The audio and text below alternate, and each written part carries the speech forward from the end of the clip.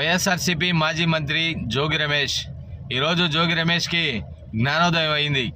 కూటమి ప్రభుత్వం వచ్చింది, మనల్ని ఏమైనా ఇబ్బంది పెడతారని చెప్పి ఈరోజు ఆయన ప్రెస్ మీట్ ముందుకు వచ్చి ఆ రోజు అసెంబ్లీలో అరుండకూడదు అనిన తర్వాత మా భార్యలు కావచ్చు అందరూ కూడా మమ్మల్ని ఆ విధంగా ఎందుకు మాట్లాడారు నారా భువనేశ్వరమని అని చెప్పి ఆ రోజు అడిగారని చెప్పి ఈరోజు చెప్తూ ఉన్నాడు.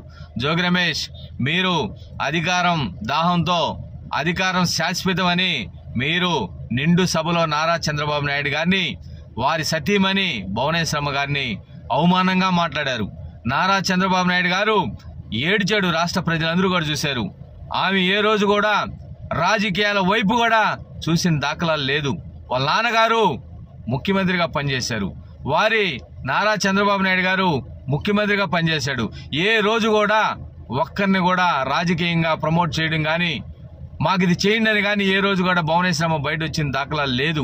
కానీ నా కొడకలారా, మీరు మీ మంత్రివర్గం, మీ జగన్మోహన్ రెడ్డి మీరందరూ కలిసి మా తల్లిని అవమానించారు, నిండు సభలో అవమానించారు. మీకందరూ కూడా మా యువ నాయకుడు నారా లోకేష్ గారు మిమ్మల్ని ఆ విషయంలో క్షమించరని చెప్పి తెలియజేస్తా ఉన్నాం.